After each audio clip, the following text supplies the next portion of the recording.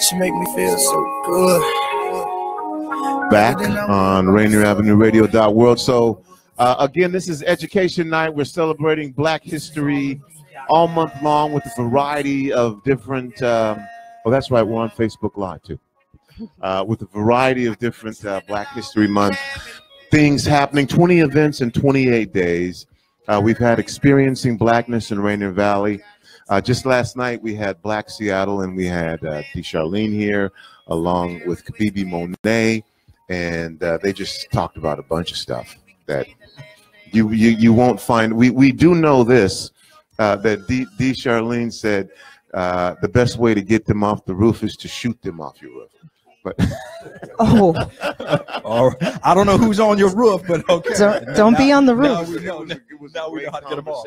Don't be on the roof. Tonight is Education Night, and then we're going to also have a social justice, social service night, where a social advocates night, where social justice and social service, where we'll have a variety of different social service organizations here to tell you about who they are and what services they offer, and how they can assist you in your various communities. And then we'll also have there'll be folks here from social justice organizations who will tell you what they advocate for and how they advocate, and if you want to be part of something, that may be an opportunity. And then we will finalize this whole thing with Health Night, which is going to be sponsored by Pocan, and the Sierra Sisters will be here, a lot of other different organizations, and we'll talk about again health. And Bridget Hempstead will be doing something on health disparities, not something. She'll be talking to you and giving you a speech about health disparities.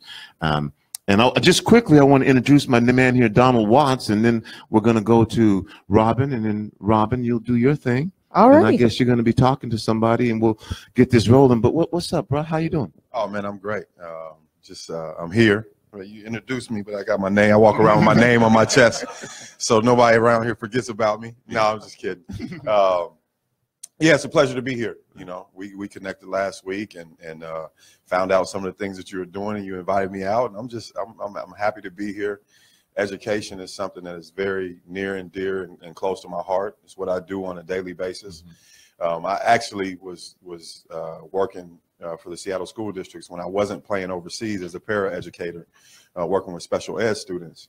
And I had to back off from that to do what I could do to have a kind of a greater impact, right? Like I felt like that was something that was really kind of putting chains on the effect that I could have with kids. And what I noticed is a lot of the special ed kids, and kids in general, right, I feel like we're raising them in a way in our educational system where they develop an adversarial relationship with learning itself, right? So I use basketball as a vehicle to reconnect kids with like how we, come into this world. You try to walk, you fall, you get up, you try again, you try again, you try again, and you have to fail so many times to be successful. So we use basketball to teach kids and educate kids really on the learning process. And Mr. Watts is going to be our keynote speaker tonight too. So he will be talking to you as well. And Tony, I want to just real quickly, one of the things Donald talked about, so many of our kids are labeled. We talk about special ed and what have you, and all kids have gifts, and all kids learn differently. And so in education, we need to start recognizing that, and that's really important, that we don't label kids. And a lot of research is showing that through middle school, a key is kids get out of middle school enjoying school. They'll develop the fundamentals and what have you, but if they get out of middle school enjoying school and not feeling like they're enduring it, that's a huge success. So those things, and as Donald said, let's not run away from the fact that sports, basketball, whatever the case may be, is a hook to bring kids in and to engage them, and that's so important. We can't run away from that. All right, then we got a bunch of Edwin Bailey's here. He's going to talk about what he does, and again, we're going to have charter schools represent. So, but right now, Robin, take it away. Take it away. Right on. Well, thank you, Tony B. As I said, I'm here representing the University of Washington Office of Minority Affairs and Diversity, and I brought tonight with me a couple of my colleagues. And first one I want to call up, though, is Kenederick Wilson, and he's a new person on our staff. Hey, welcome, Kenederick. Kenederick is currently an advisor in my office in the the Educational Opportunity Program, which we're a part of a student success unit, and actually we'll be talking a little bit more about that a little bit later in the show. But I wanted to also invite Kenederick here tonight because he has a long history of working with students who are not quite in college yet, and doing some mentoring and working with the YMCA and doing some research. And so I'd like to hear a little bit about your background and your experience there, Kenederick. And you can have your mic, because it's really fun to hold a microphone. That's how I got into radio. Yeah, I got 2 inches there. It's all good. So I'm originally from Birmingham, Alabama. I came up here to accept the position at Wells Fargo, and I just didn't, that was not my calling. And I remember I started off at Washington Middle School on the guidance of Danny Cage and Yvette Tolson. And I was doing programming there. And also I saw how the system was broken for our students of color, and I really wanted to pursue a different avenue of education. So I went to University of Washington, Seattle to pursue my educational policy and my master's in education policy. And from there, I started working in the ground level because I didn't want to be a policymaker that just assumed the worst for our students. I actually want to see it and talk to the students and get their story so I can translate that to policy. And once I did that at Community for Youth, I moved on to Seattle Public Schools to be their enrollment policy analyst. I stayed there for 2 years and I pursued different dreams, but I also still continue to see how some of the systems were broken. And I wanted to pursue another higher of education. Now I'm currently in my EDD program with the guidance of Dr. Chris Canas at University of Washington, Tacoma. So, yeah, that deserves a round of applause, because one thing is there's not enough of us pursuing advanced degrees, and yeah, it's very isolating. Very isolating. Well, you're working full time and doing such a fabulous job. Yeah, yeah. Well, thank you. Yeah. So tell us a little bit about the mentoring programs that you did, or you're still involved with that too, right? Yeah. So currently, I'm doing my practicum under Keisha Scarlett and also Mr. Stephen Nilsson, the Deputy Superintendent of Seattle Public Schools. And what my job is tasked is being a lead researcher, but just seeing like what are our African American mentorship programs, what are they doing? Because it is some key indicators of success that when African American males do see people that look like them in school, they do have better positive student outcomes later on in life. So I'm just trying to track that to see like what can I do to translate that to our everyday teacher practices, so it's just not Black males doing it. Mm-hmm. Yeah, that's very important. And you know, now you have another level of work with that. You're doing something with the Brotherhood Initiative at the University of Washington. Yes, ma'am. I mean, yes, I am. I told him not to call me ma'am. I specifically called him on the way here, and I said, "Don't call me ma'am on the radio." He just broke it. He just broke it down. I tried. I'm sorry, Robin. I'm sorry, Robin. We practiced. We practiced. I tried. It's all right, Kenederick. So, I won't hold it against you for long. So with the guidance of Robin, she suggested I be on the Brotherhood Initiative with Dr. Joe Lott. And currently what they do, they want to make a safe space for students of color, whether you're African American, API, Native American. So make a safe space in the University of Washington so students can actually vent to say, okay, I had a teacher or a professor that said A, B, and C to me. I didn't know how to react to that. So the Brotherhood Initiative is really like that safe space where students can come to with their mentors that actually help navigate the process. And along with the partnership with ELP, what I do is make sure that on a one-on-one level, instead of the group level, that students are heard. And so when they come to my office, I make sure that, hey, how are you doing in grades? And also, how is the system working for you? And what can I do to support you better? Mm-hmm. Yeah, very good. I want to just put a plug in for the Brotherhood Initiative through the College of Education. It is actually a research project too. So I encourage everybody to go to the website and look them up and see what's going on. It's actually like a 4-year comprehensive holistic support program, both academic, all kinds of things that students need when they are pursuing a higher degree, and the special needs that are often overlooked of men of color who have disproportionate outcomes in higher education. And also it has data track that it shows results too. Like students that are in the BI program, they actually have like a 0.25 higher GPA than students that are not in the BI with the same type of background and social structures. Yes. Yeah.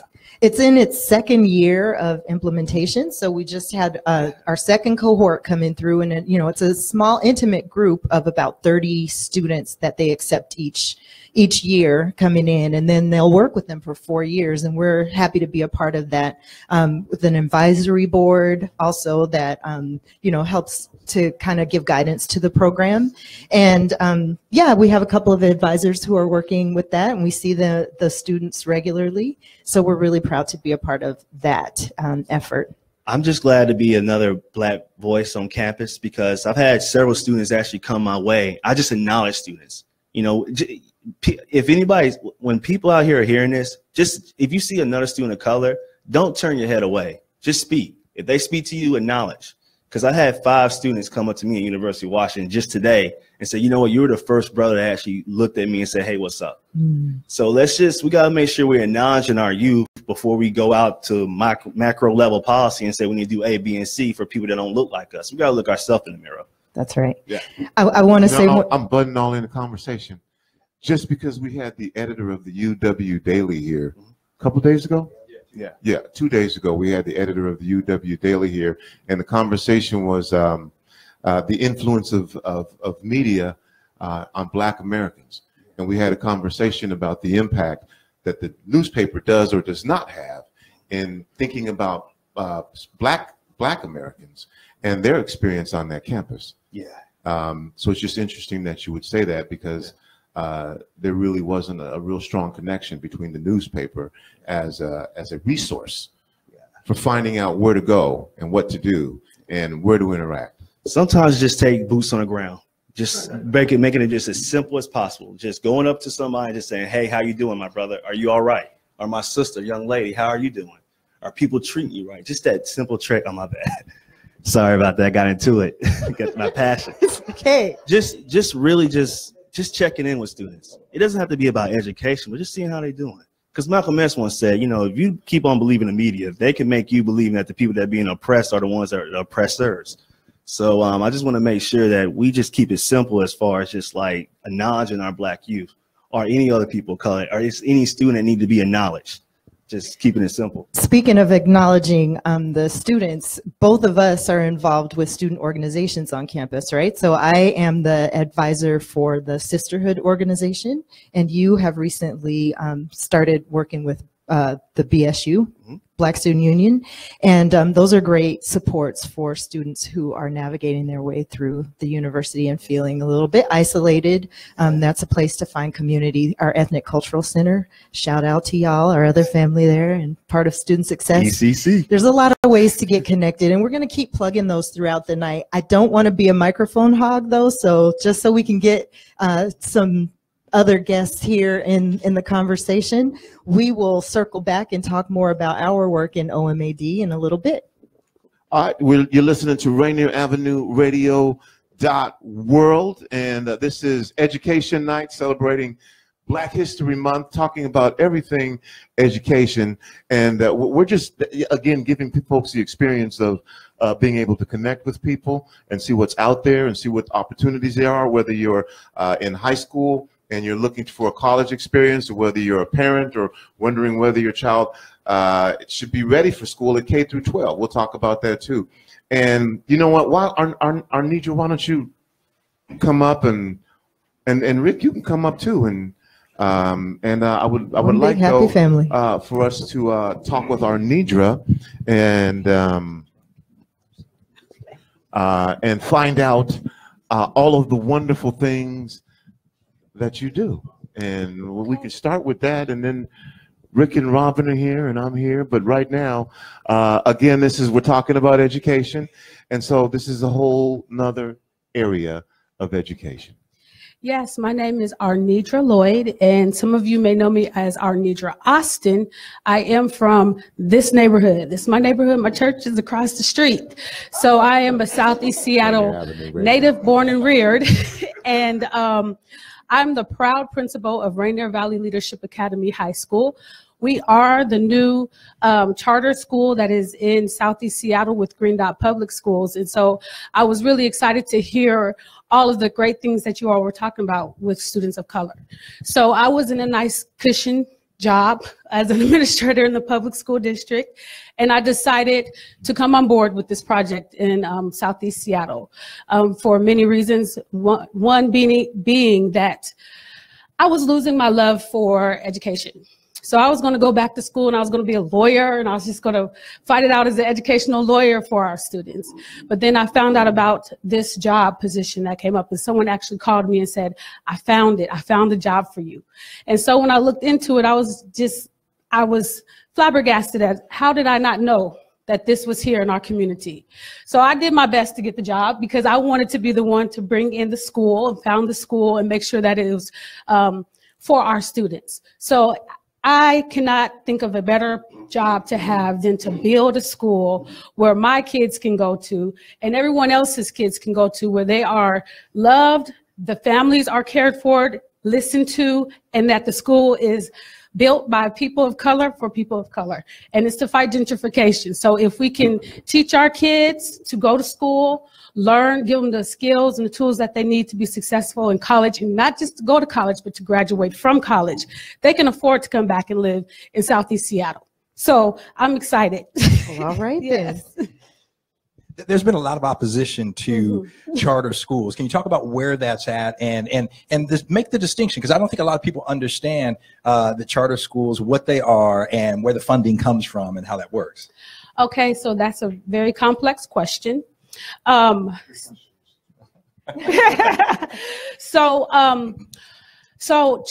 are Green Dot. There are many different charter schools, groups of charter schools, and so many, just like in any entity, in a school building, in a school district, in a business, there are great things, there are great entities, and there are some that are not so great. So I think a lot of the negative rhetoric that you hear are from outside of the state. So we are definitely have a track record of making sure that we do what we say. So our mission is to transform public education so all students graduate prepared for college, leadership, and life. And so Green has been around since 2000. We're not new to this charter game. We may be new to Washington State.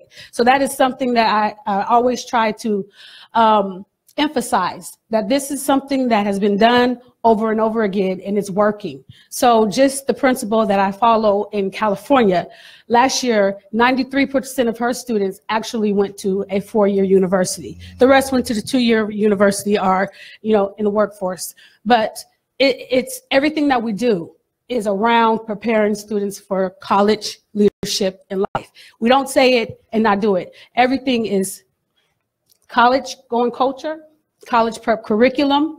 We expose them to colleges. So I would like to come to UW with my kids. We are going to go on Black college tours. Everything that you see in the school has just a college theme. So, we even go as far as preparing the families for college. Yeah, and so important. Our families especially don't understand that process. But it comes from, I'm going to tell you, the funding. So we don't steal money from the charter school, from the public school system. You have to pay for a child to be educated. So each student that sits in their seat every day, average daily attendance, a school is paid for that child to be in that seat so they can pay for the instructor, the lights, and everything else that goes in educating that child. So when the child leaves that school, the money follows that child to the next school. It's supposed to. It's supposed to. Sometimes there's a battle, but yeah. So that is what they're saying when they're saying that we're stealing funds. We're not stealing funds. And students that are in underserved, under-resourced areas, they don't have to stay at a school. We don't have to stay at a school that's not serving us. We don't have to stay at a school where teachers are not really allowed to teach if they want to teach, or they can sit there if they don't want to teach. We don't have to sit there and do that. So we're going to build a school that we can actually be held accountable, hold me accountable, hold our staff accountable to doing what we say we're going to do.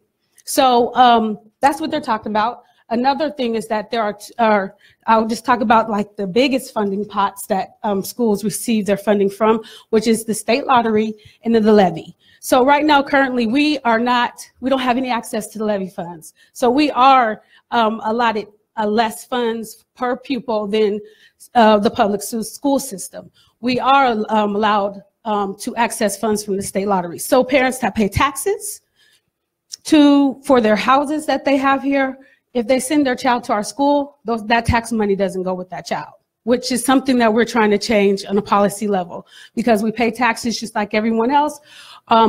That tax money should also be allocated to that child. But that's the best explanation in private donors and grants. I want to come back in a little bit to that question of accountability. That was one of the topics we said we wanted to talk about tonight, but I wanted to hear a little bit more. Can you describe the atmosphere, the community at your school? How is it different? Ooh, so, you know, I'm out and about right now. I'm a founding principal, which is something that's different from being the when you're actually in the building. So right now I'm just setting the foundation so that next year we can open up for our founding 9th grade class. So whenever I'm feeling like the pressure's a lot on me or I need to pick me up, I go to Rainier Valley Leadership Academy. So right now they have 6th graders. I go there because the students are so proud of their school. The community is so proud of the school. So regardless of what you hear in whoever's newspaper about, we didn't ask to be here, they asked us to be here. So just even the project that's happening on New Hollywood, the high school is being built, 20 different community organizations paid for that parcel of land to build up a village. So the village will be completed in 2022. This is something that we haven't spoke about because we're going to do a news blast, but so I'm not going to name who's a part of that village. But stay tuned. Yes, but the school is there and the kids are going to have access to it's small business owners only.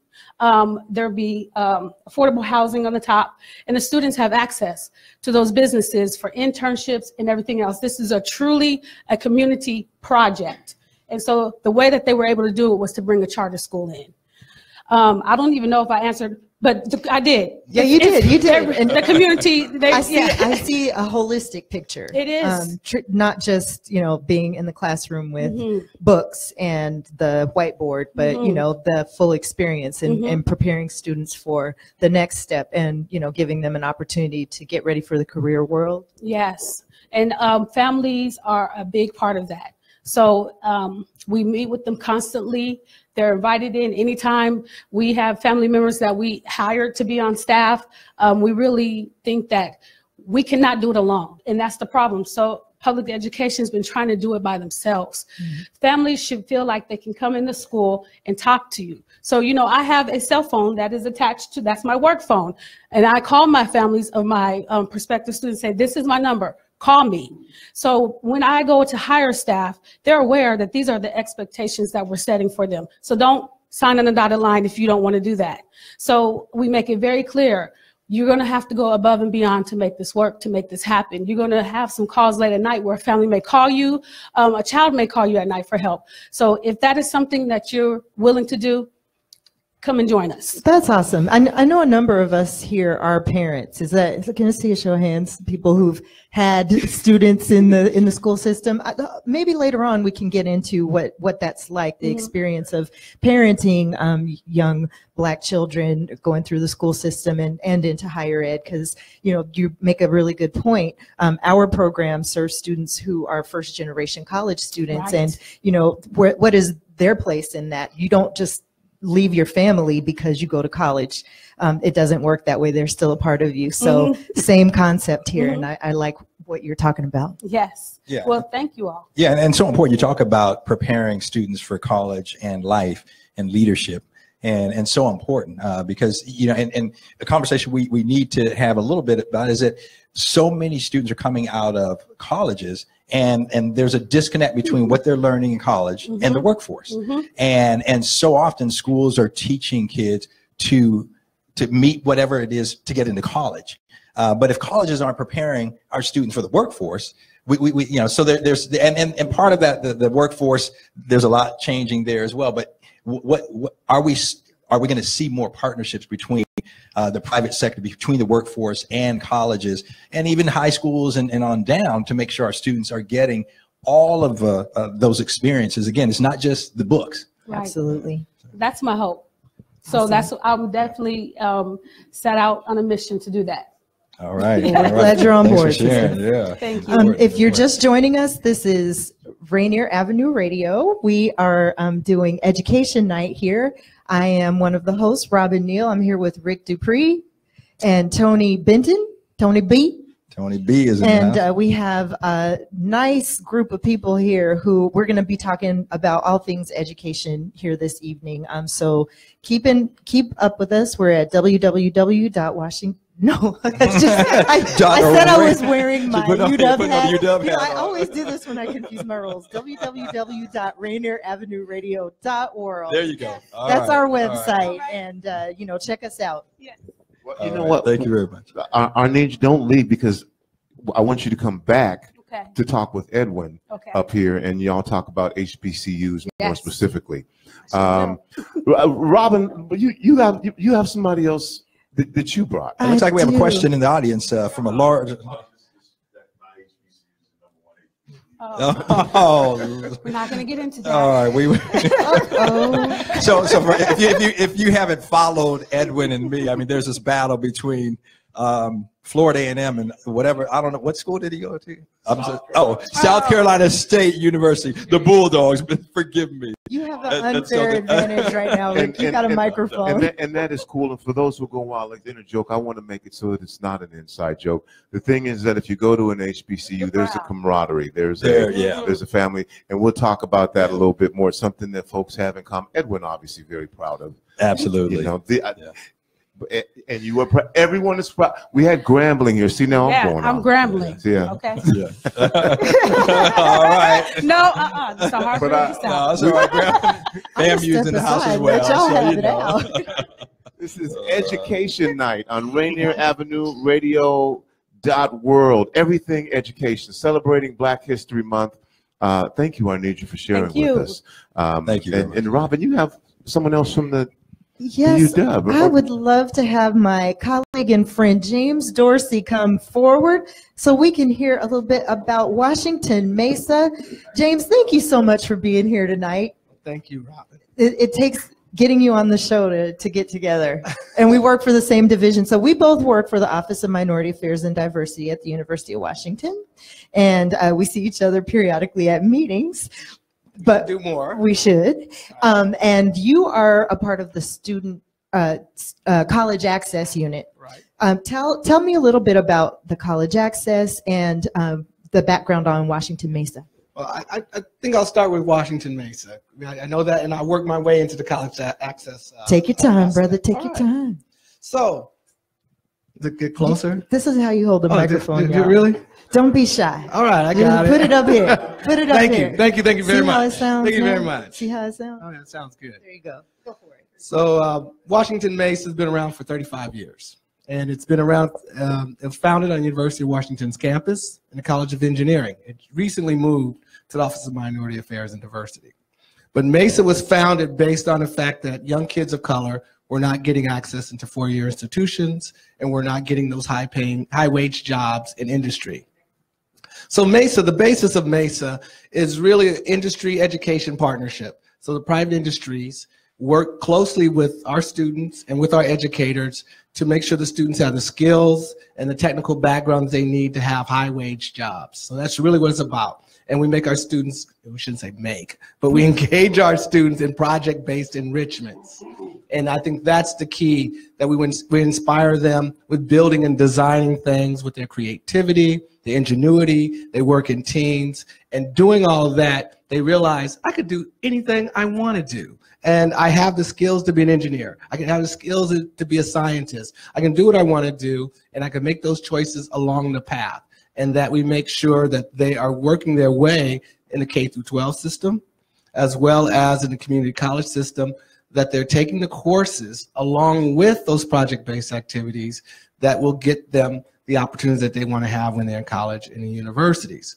The part two of that is we have industry working with them on scholarships, so they're inspired. That's incentives for them to keep going on. Even when they're in middle school, they have scholarships that says, hey, you're great at this, keep it up. Nice. And on top of that, they inspire them with internships and shadow opportunities. So some of our, the founding partners of MESA, of course, the usual suspects, Microsoft, Amazon, Boeing, Weyerhaeuser, et cetera, et cetera, et cetera. And these, we also take advantage of these corporations by the volunteerism. They provide volunteers for the classroom. They provide volunteers after school, Saturday academies. And what's really exciting about Seattle, and I'm relatively new. I've been here 10 years. And I've been with MESA for 35 That's not years. real new. That's relatively new.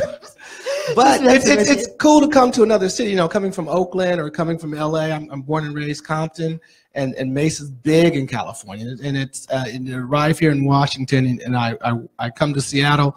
Everybody of color, particularly African Americans, know MESA because they were in MESA 25, 30 years ago. Right. And so that's really powerful when you have a community that is part of the organization that you became a part of.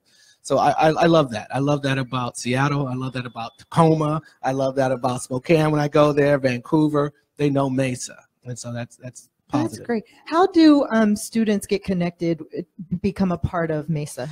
Well, it can become a part through the school. It's usually a school-based effort. So we have over 111 MESA teachers. We're in 23 districts. And so it's really about what schools we're in. We're usually in schools that have a high concentration of underrepresented minorities. Mm-hmm. That's key for us. We want to make sure we're trying to reach as many students as possible. But there are a lot of times those students aren't in those schools. They could be in a military school. They could be somewhere else. And so we establish Saturday academies and events where the families can get their students engaged in it. I was going to ask you about some of those events too, because I've heard of some of them. Can you describe a few?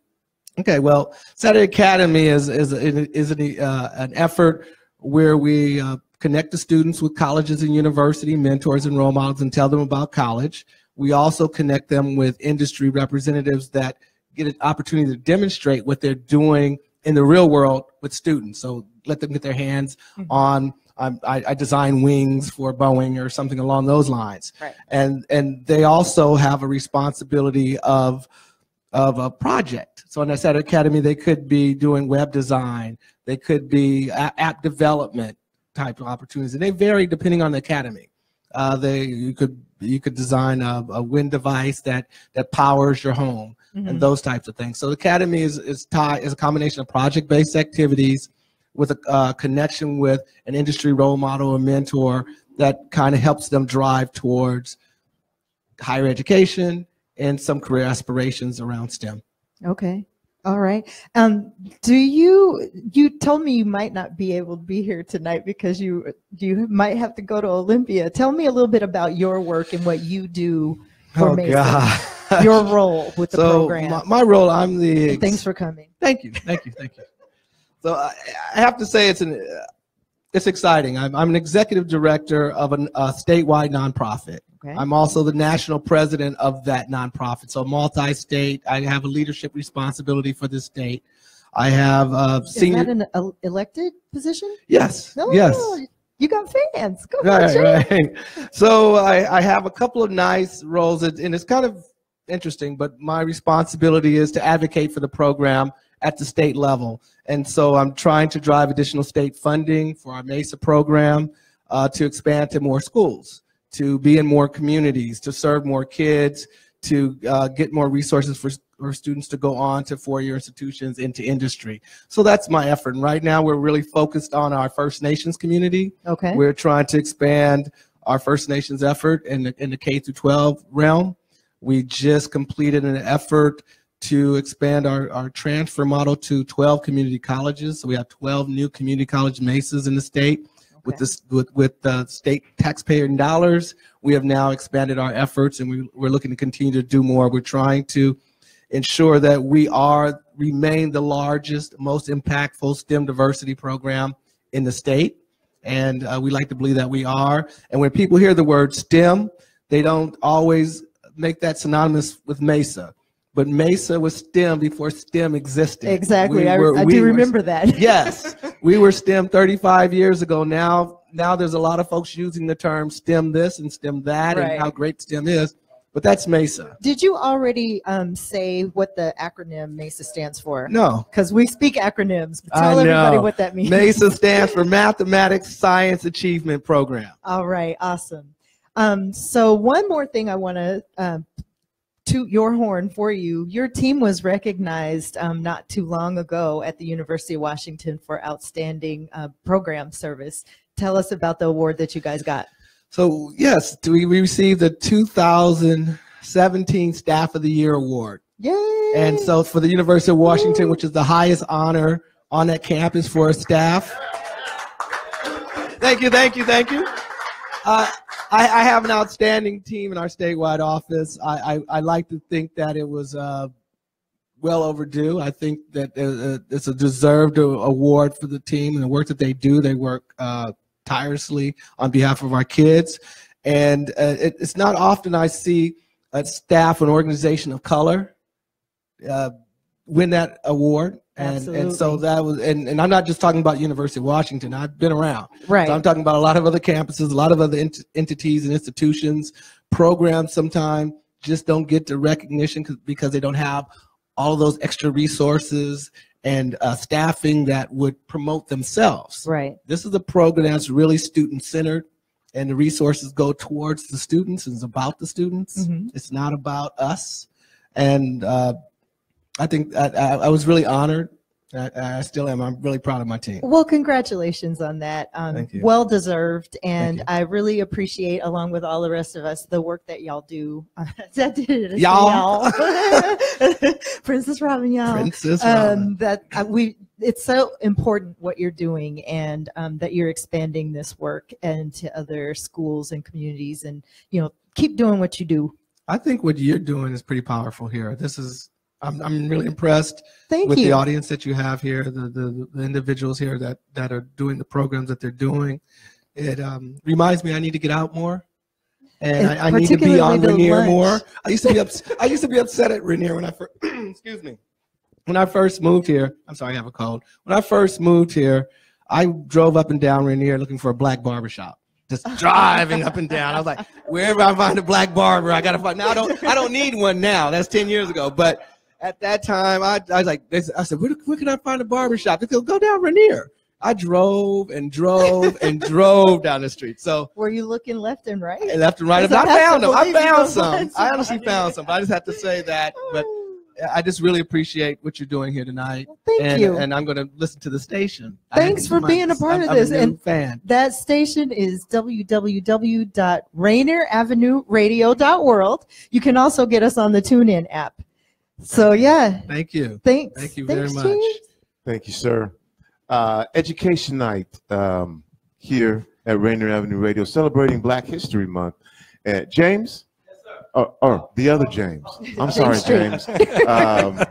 Look, I want you to do the camera.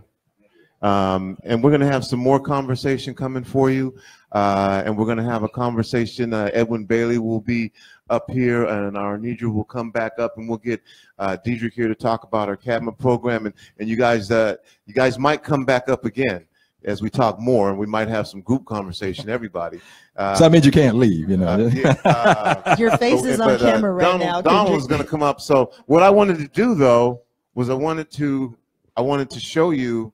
Now, you might wonder and why we have this food here, but when Dennis Weaver gets up here, he will connect another dot for you, which is food, health, and how that impacts your education. And I wanted to show you this now while it was on me, because I'm going to get into it.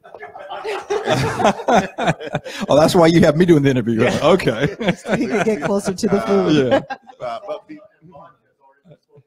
But that will be coming up, and we'll be talking with more of our guests here in a minute. So right now, I'm going to take you to our keynote speaker and let him tell you about his program, and he'll. And then we'll be back to talk more with Mr. Dennis Weaver and some of our other guests. But right now, Mr. Donald Watts, thank you for coming, my man. Oh, hey, thanks for having me. It's a pleasure to be here. It's a great surprise. Obviously, we've known each other for a long time. We've talked about some different projects here and there, but I think we finally found one that we can really align on and work together on. And that's around educating our youth and providing opportunities for them. It's really exciting for me to be here and listen to you all because I'm in the gym every day, and I'm in the gym working with kids, and I'm working with kids, and I'm talking to them about the exact same things that you guys are creating opportunities for them for. And then I leave the gym and I'm thinking about, man, how am I going to make all of this stuff happen? Like, how do I make all the stuff happen that I want to make happen for our children? And being here tonight and listening to the show and being here lets me know that I don't have to make it all happen. I just have to point them to you guys. And that I mean, is really uplifting for me today, because then I can really focus on the things that I need to do, that I do best, right? And that's getting the kids, teaching them discipline, teaching them work ethic, teaching them dedication in the thing that they love, right? And then get them pointed into the things that they need to do in order for the things that they love to take their lives to the next level. So before we leave here, and I have to get out of here, I'm not able to stay till 8 o'clock, which I want to, but I need to make sure I get all you guys information.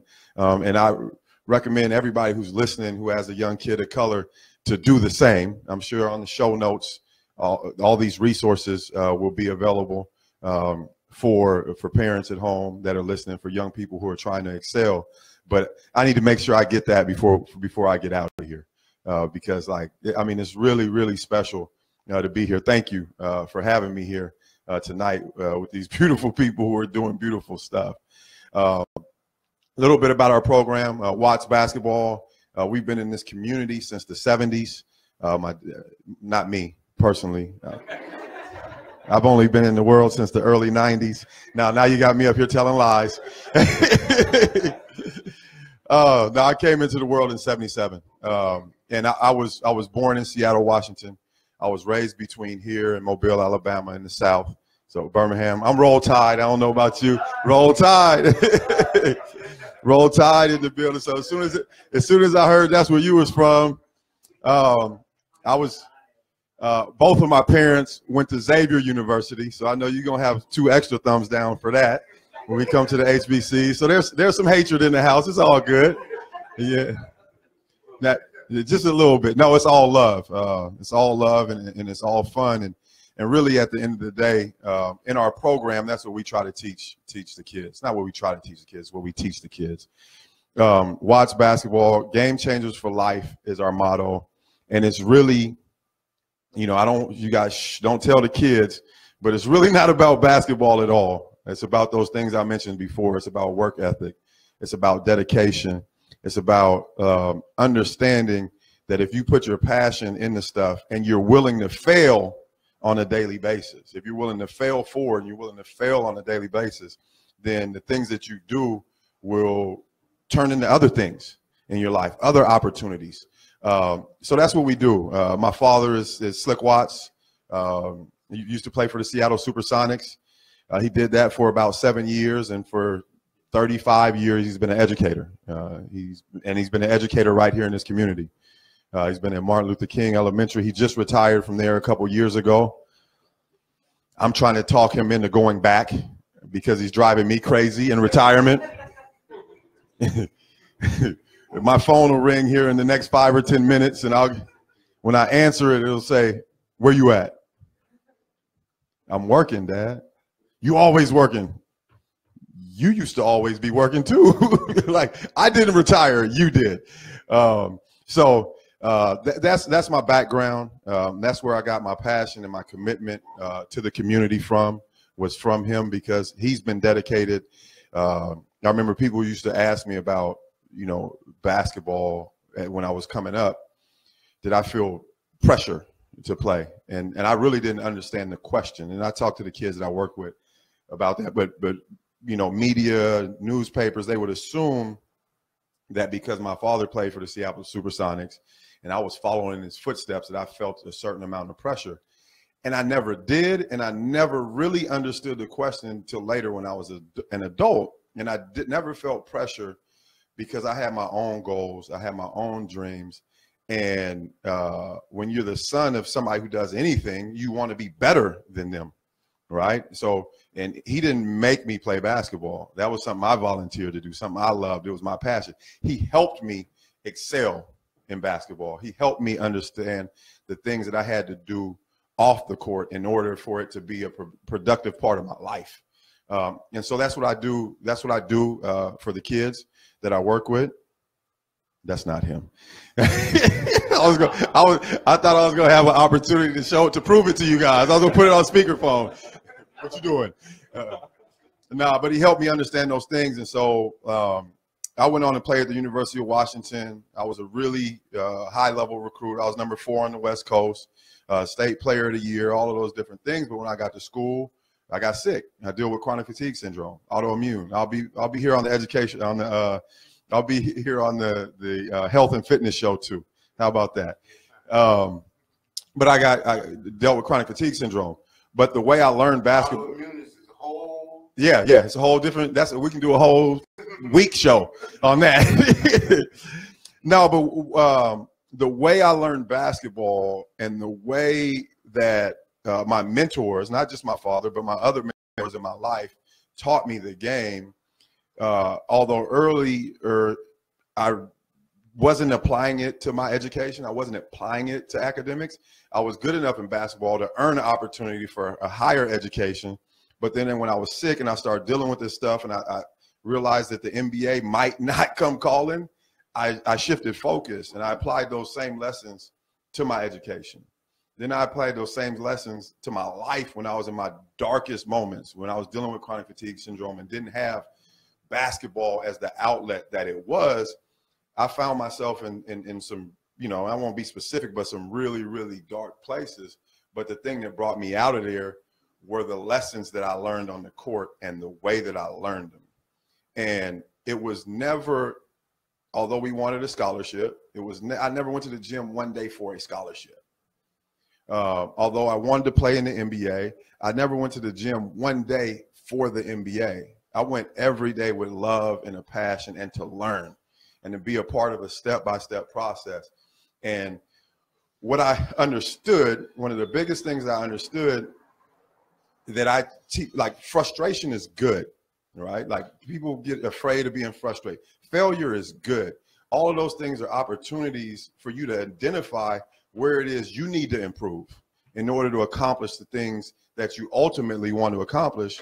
But more important than that, in order for you to be a better person tomorrow, right? And so those are the things that we work with in our program, really helping kids understand and have the courage, because it takes courage to improve. It takes courage to step out of not only your comfort zones, but the comfort zones of your family dynamic, to elevate your family situation. It takes courage. It's going to take failure. But it's not if you fail, but how you fail and how you approach those things that are ultimately going to determine if we're successful. So that's what I do on a daily basis. It's connecting people to the habits that make us successful, disguised as a basketball academy. And like I said, I'll finish up with saying that I'm thrilled to be here because you guys are going to help me solve some of the problems that I have solving for the kids, and I'm going to help you guys connect to the kids that you need to be seeing on a daily basis. So this is going to be a beautiful marriage. Thank you for having me, you guys. Thank you for listening. Thank you, listening audience. And I have a feeling I'm going to be back on the show. If y'all have me, I'll be here. You're going to be Mr. Donald Watts. Yeah.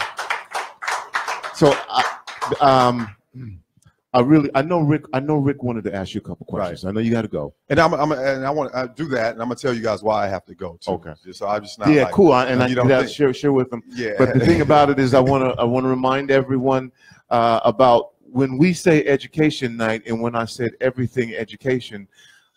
Again, what you see now is a diversity of ways that you can learn, a diversity of ways that you can engage. Hold on one second. I need to make sure he didn't take all my keys. Really?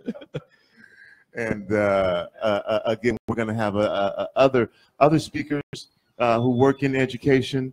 Again, this information will be available to you so you can connect with those folks. But Donald, I know Rick wanted to ask you a couple questions, and Okay. All right. Well, we'll get in here real quick. So first of all, I just want to say I've had personal experience working with Donald. He's worked with a number of kids that I know, and just want to recognize and acknowledge you as a man of integrity, because he means what he says. And there's so many basketball programs out there that are trying to win, and there's not a focus on not only fundamentals. I mean, we talk about just basketball, teaching kids the right way. But then we talk about how to apply those lessons to life. Right. And that's what you do. So just want to acknowledge that and say, man, I'm proud of you, and you guys do a great job. I appreciate that. I'm very thankful for that. So we definitely will get you back. And there's two ways. Now, you know, I have my show one-on-one with Duke. So we're going to get you on the show and talk about that. We also are planning on doing a show, and you talk about education in March, around March Madness, and taking a look at all of the talk around the one and dones, and what responsibility does the NC2A have in educating our kids. And I've really come 180 degrees, and I'll say this, and it's kind of a teaser, and then we'll get you back on. But I think that we're at a point where we have to stop running away from the fact that college is to prepare kids for life and careers, right? And whether that professional careers in sports or something else. And so what are the things these kids need to know going into professional sports? Things like financial literacy, things like how to deal with the media, and all of those things. So those are things that we need to be teaching kids. I mean, almost like a conservatory. So we're going to do a show around that. Want to get your take on that? I would love that. Yeah, because I know you guys are doing so. I would love that. So anyway, it benefits people. I'll just say this: it benefits people to have our professional athletes not knowing those things. Yes. Yes. Because when they become a corporation that doesn't understand their value and how to take care of their money, then the money that they get paid is easily funneled to all the people who are around them. So that'll be a precursor for how I feel about how this show we're going to do is going to go, you know? And so we have to make sure that, you know, we in the community and the families of these prospective professional athletes are, you know, not getting sound information, but a sound education around the things that they're going to have to take care of. Exactly. Yeah. So no doubt. Donald Watts, again, thanks, man. Yeah, for Appreciate sure. your time. I know you got to get. I did want to tell you guys this. I'm not running out just to run out. I had promised my daughter a year ago that if she, you know, hit some marks in school, that I would get her on campus at Yale University. So tomorrow we're flying out to Yale University, and it's thank you. Congratulations. And it's particularly special because in our program, I've had 5 kids graduate from Yale University, 2 of them with master's degrees, 3 of them as athletes. 2 of them weren't athletes, but they learned what they learned in our, like, I get a text. I haven't heard from a kid in 2 years. And I get a text the day before he's graduating with his master's degree from Yale University, and it says, "Learn through sport, practiced in life." That was our motto at the time when he was in our program. He said, "I wouldn't be in this situation." He said, "Basketball didn't work out the way I had hoped, and most of it was because my level of maturity or immaturity. However, I wouldn't be in the situation I'm in right now if it weren't for the things that we went through on the court. I apply those things to everything else I do in life." And when I didn't ask for that and say, "Hey, give me a testimony," nothing like that. He was about to walk the night before and was reflecting on how he had accomplished so much and come so far. And so that's really special. And on Friday or on Saturday, it'll be senior night for, like I said, my 5th, she'll graduate in May, but for my 5th graduate in this, essentially the last 4 years from Yale University. And so I promised my daughter, when I went for the first time, you know, I'm a college graduate, UW, I love UW, all that stuff. I had a kid who was playing on the boys basketball team. There's a lot of Huskies in here. Yeah. Love UW. I'm college educated, and I'm gonna tell one more story after this. Well, I'm college educated, but when I had a kid who was struggling out there in basketball, I said, "Hey man, I'll come see you." And when I got on campus and I looked around, I was like, whoa, like this is crazy. You know, we sat down to eat, and, you know, we sit down to eat, and this, you know, George Bush is sitting next to us. You know, like it's like, whoa, like this just regular, you know, more presidents of the United States have come from that school than anywhere else, you know. So maybe if we can get her there, she can be the first African American woman president. There you go. If Oprah don't go get it first, please, Oprah, go get it. No, so yeah, that's what we're doing. Yeah, that's what we're doing. And the other thing one of the things that really, make no mistake about it, I felt privileged as an African American male growing up. You know, I was a privileged brother. I'm not I've never been in the hood. I've been in the hood, but I ain't never had to sell no drugs. I ain't never had to do nothing like that, right? I've never had those kind of dilemmas. I was afforded the opportunity by my father, and I've never pretended to be anything other than that, what I am. But my first day on campus at the University of Washington as a student was my first day on campus at the University of Washington. And my first 3 days, I was late to everything because I didn't know nothing. I didn't know the shortcut. I was walking on the outside of camp. I was like, man. Just left you out there hanging. What's up? I was like, man, I'm not gonna make it through school. I'm not gonna make it to school. This is crazy. All this walking. Then I figured out you can go through some areas and do some stuff. But for me to have the upbringing, and my dad was a college graduate, my mom was a college graduate. On my mom's side of the family, they'll tell you we've never been slaves. We came over here as free people. Like I know my family's history. I know all on my dad's side, they were slaves. I mean, it is what it is. But I mean, like seriously, my mom's family tell you we ain't never been. My grandfather, he had 4 brothers. They were, 4 brothers and a sister. They were all doctors and pharmacists, right? So, come from education. And I had not been I've been to the gym at the University of Washington, but I hadn't been on campus.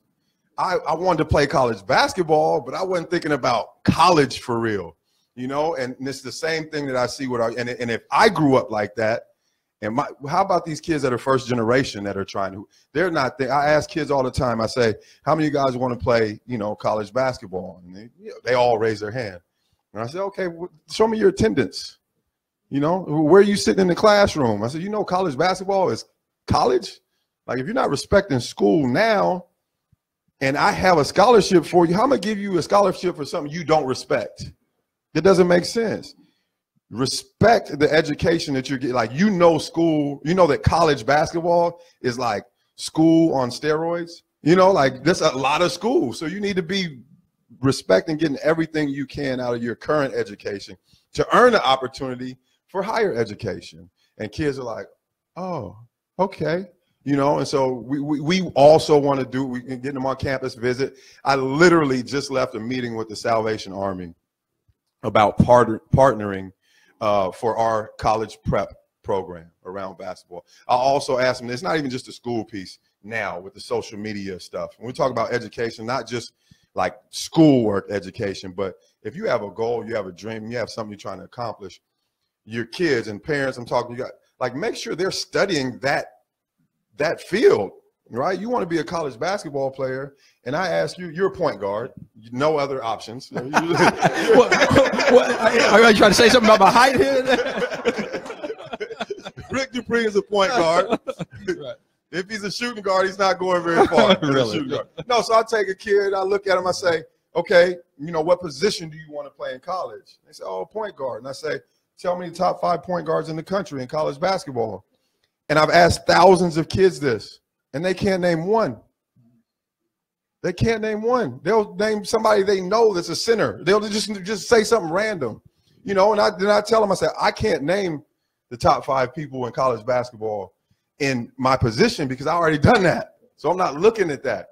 But when I was your age, I could tell you Allen Houston, Kendall Gill, Grant Hill, Jimmy Jackson, Michael Finley. Like those are the dudes that when they were on TV, I was watching, and I was watching them like a scouting report. I'm looking at their strengths. I'm looking at their weaknesses. And then through my recruiting process, literally every coach that came into my home mentioned one of those guys. Oh, you could replace this guy's production. Wisconsin came into my home and said, we lost Michael Finley to the NBA. We feel like you could come in and I didn't go to Wisconsin, but that meant the world to me because for the last 5 years, when I went to the gym, I was trying to be that. I tried to make sure I had his strengths and not his weaknesses. And I had all those 5 guys that I was working towards all the time. And then when I had somebody like myself who was a trainer, somebody, I would say, hey, can you show me how to do this? I wouldn't just show up and say, work me out. Yeah. You know, no, I'm working towards this. Can you show me how to shoot a pull-up jumper? If you can't, I need to find somebody who can, right? If you're going to show me how to, you know, dribble tennis balls, and I see, because that's all I see on social media now, right? 2-ball dribble. Like, you're going to show me that, I need to go somewhere else. Right. Because I'm trying to learn to do that.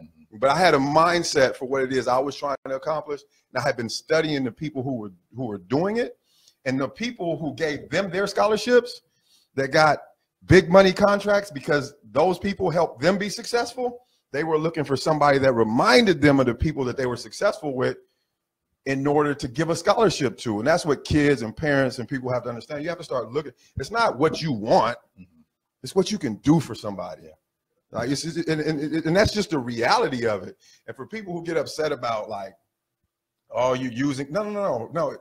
It's our job to make sure that it's a win-win situation, that you get what you need out of the situation, right? And not just go and show up on campus and play some basketball and then be done and not prepared for life after. Because when you step foot on a college campus, like, that's what their job is to prepare you for a career.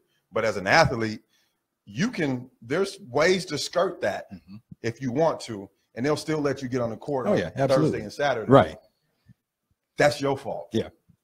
Do we need to do better about holding institutions and the NCAA accountable? Yes, but on my end of it, the kids that I work with, when you get on campus, like, don't get an opportunity to go to Yale and not go to class. Right.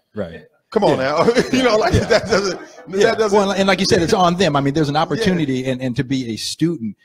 You talked about being a student of the game, but also a student of life. Where do you want to go, and how is this going to get you there? That's it. Yeah, and it's so important. But the expectation. See, I'm gonna be late for my daughter. Yeah, I know. You go. Get out of here. Get out of here. We will have more with Donald Watts. We'll have more with Donald Watts on One-on-One with Duke. And also on our March Madness show, we'll focus on more of this specific topic of how colleges are preparing or should be preparing their athletes to go on, because that's so important. Yeah, and then, like, just like you said, say what's up to them in the community, right? Like, say what's up in the community. We can work on the colleges, but in the community, we got to do a better job of working with our children. As parents, we got to do a better job of working with our children to help them understand what it is they're up against, how they need to prepare at the same time that we try to help make changes institutionally. But we know, I know I can change an individual and prepare him for the game that he has to play a lot faster than I can change the game. So, good point. Donald Watts, put your hands together. Donald, thank you. We will see you soon. Tony, I mean, and Donald brings up so many interesting points and good points, so we appreciate that. Mr. Weaver. Come on up here. Stay up here, Rick. And Dennis Weaver of Change Your Food, Change Your Life. Now, see, you were probably thinking education night, and you're getting all kinds of things that you probably weren't thinking you were getting, because it all boils down to education. Yeah.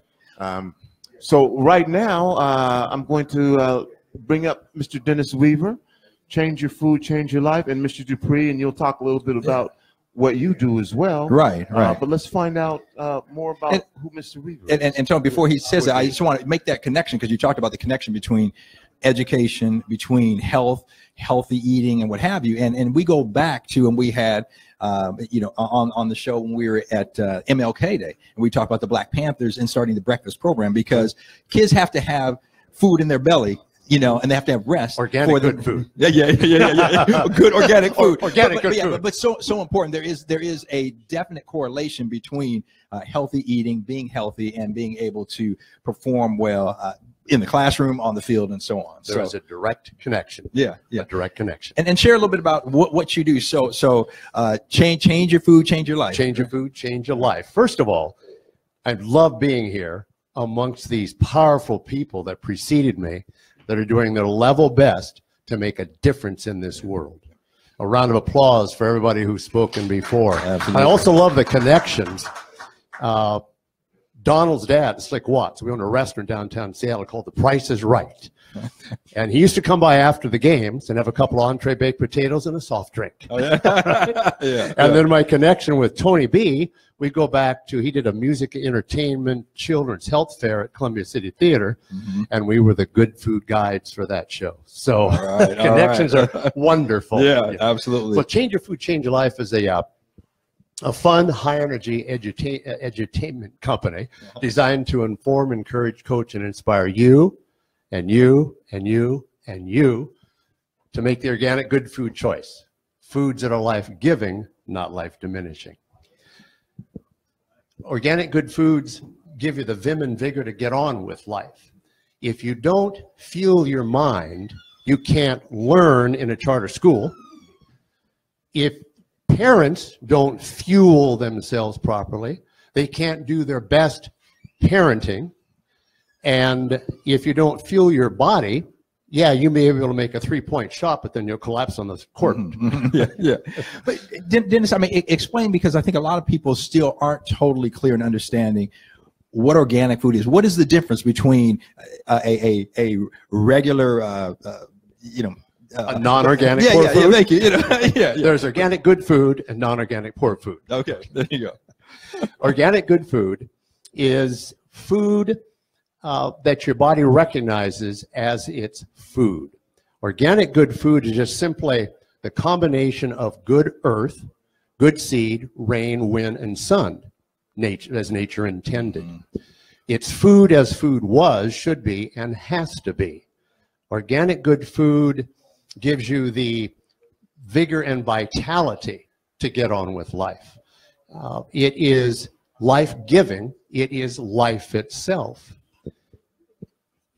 If you make the non-organic poor food choice and you're overweight, lethargic, your head hurts, your eyes water, your ears ring, your nose runs, your stomach's upset, and your knees hurt, it's tough getting through life. Right. Organic good food is the food your body recognizes as its food.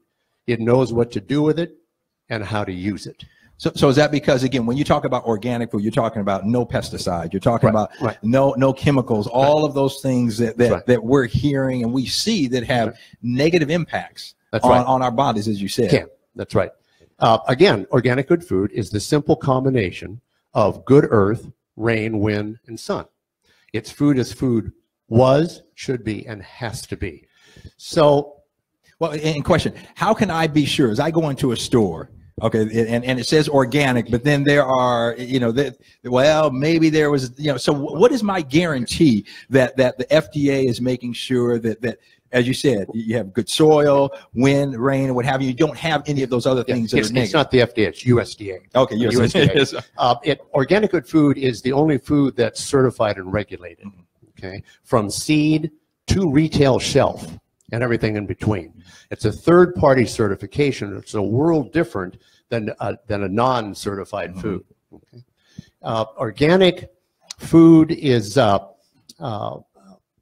in its certification, unlike natural. Natural is a greenwashing term. Natural is an unregulated, uncertified marketing term that any company can use and have it mean almost anything.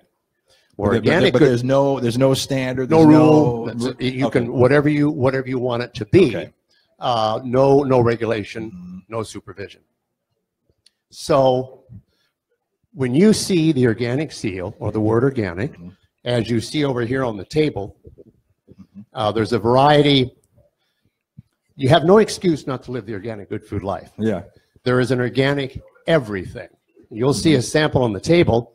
Over here, there are cereals and chocolate bars and hamburger buns.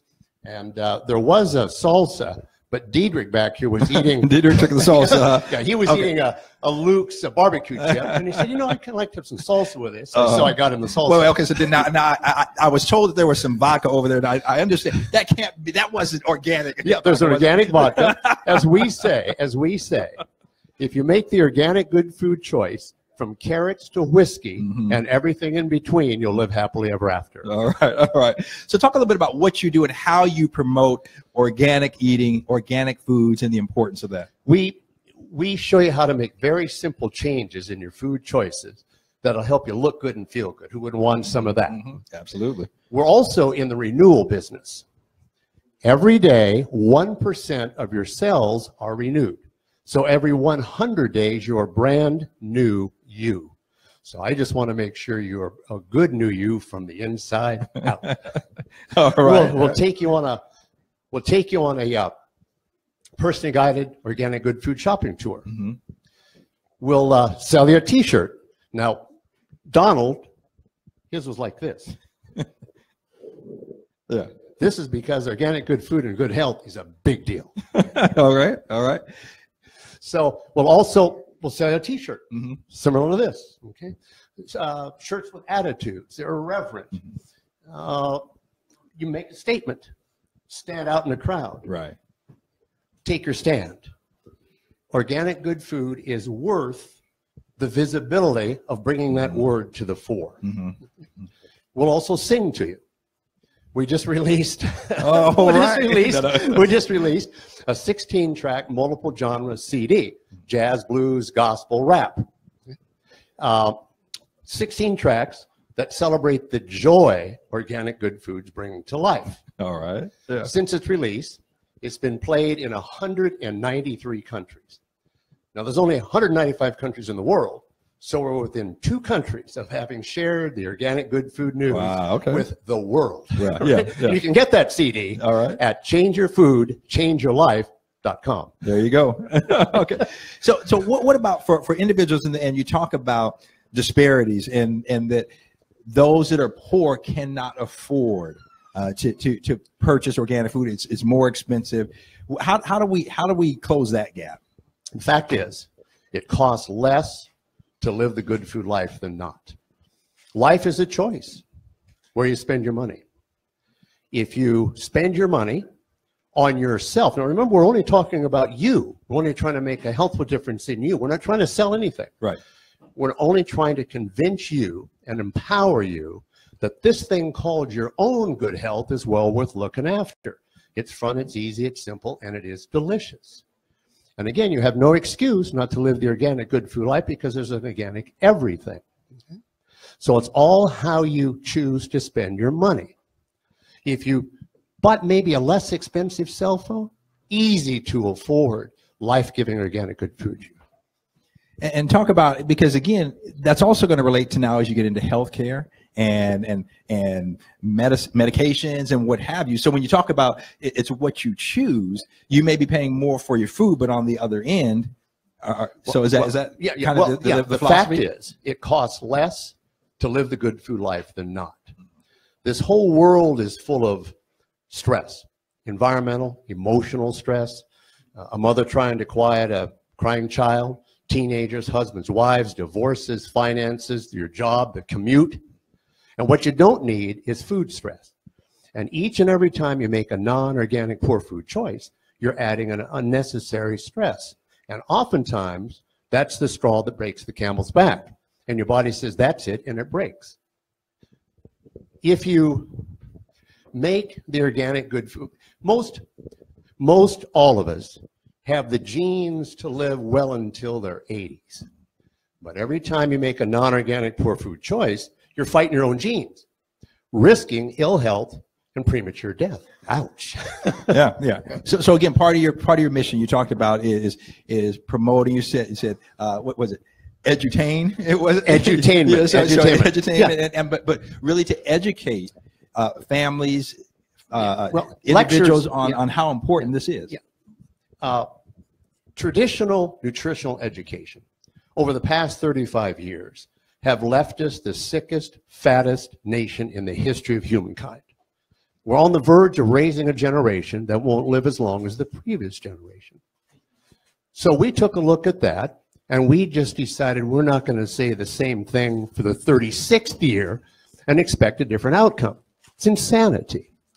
So we flipped the nutrition game, the connection between food and lives to live, to the fun side, the positive side. Why the shirt? This is the first organic statement that's ever gotten a giggle or a laugh out loud. Most nutritionists and organic good foods the story's rather dour and sour. You can't make anybody do anything. Because, you know, if somebody tells you to do something, you kind of bow your neck, right? We do as adults. So bans, soda taxes, don't make a nickel's worth of difference. We combine the story, the song, the tours, the T-shirts. They're designed to put a smile on your face, lift your spirits, get your eyes up off the horizon, and empower and convince you that this thing called your own good health is well worth looking after. And so we flipped it to the fun side, that who wouldn't want to have a little bit more energy? Who wouldn't want to be a few pounds lighter? Who wouldn't want to have a bigger smile? Who would not want to be engaged in life? If you make the organic good food choice, it allows you to look forward to life, to participate in life, rather than just struggling to get through life because you've got an ache, a pain, a weight, etc. So the benefit of organic good food is from child to the very end. It makes a difference every step of the way. For a child, you and I, our organs are already developed. And if you think about it, your hormonal system, you don't have a quart of testosterone, and she doesn't have a quart of estrogen. You're balanced on parts per billion. So if you take a toxic foreign substance at parts 1 per million, you can imagine what that does to you. It jiggles you from the inside out. Now, if you're a child, what do you think the effect is? The most important decision for organic good food is for the children, because their systems are more delicate, and it's a greater proportion of toxicity. Okay, all right.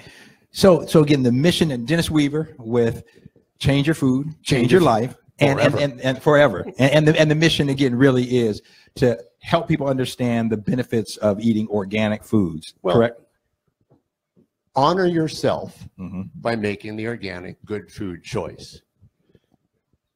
Again, we're not selling anything. We're only trying to sell you your own good health. That's our mission, to make you feel better, look better, and get on in life. There is no other. That is the most important. Without your health, right? Without your health, you can't teach, you can't play basketball, you can't manage your school without your health. If you have $5 million and you're in a hospital bed, yeah, it doesn't do you much good. Yeah. So good point. Good point. So again, Dennis, if people want to learn more about the organization, what's the website? How can they get there and get more information? Go to changeyourfood.changeyourlife.com. changeyourfood.changeyourlife.com. If you want a T-shirt, you've got 84 nuts, fruits, and vegetables to choose from. All right. You can go to organiceatme.com. Okay. and designed to just put a smile on your face, to connect nutrition with lives to live. Yeah. Nutrition ought not be dour and sour and droning and lecturing. Doesn't get you anywhere. But a song, a story, a tour, and a laugh does. All right. All right. Again, Dennis Weaver with Change Your Food, Change Your Life Forever. Forever. So check out his website and hopefully learn a little something about eating more healthy. And here's the backside of this T-shirt.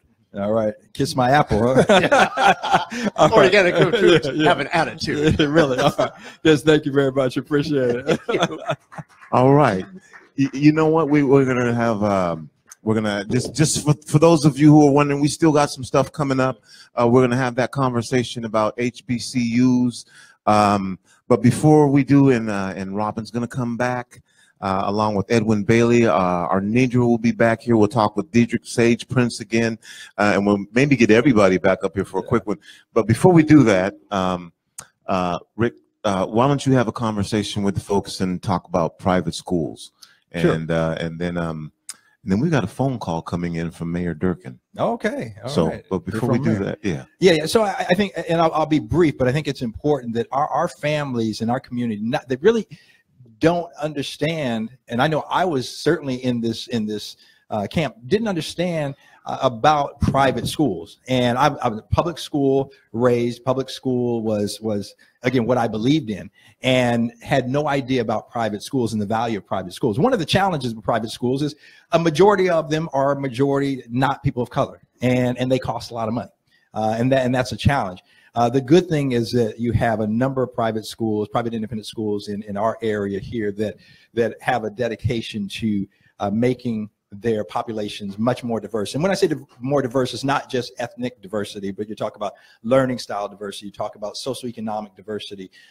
My daughter, who's now 28, was into the arts, and Robert, and yeah, and I'm just 38, but anyway, so, but we had no idea about the private school setting at that time. And she was in at that time, I think it was called Spectrum program in Seattle Public Schools.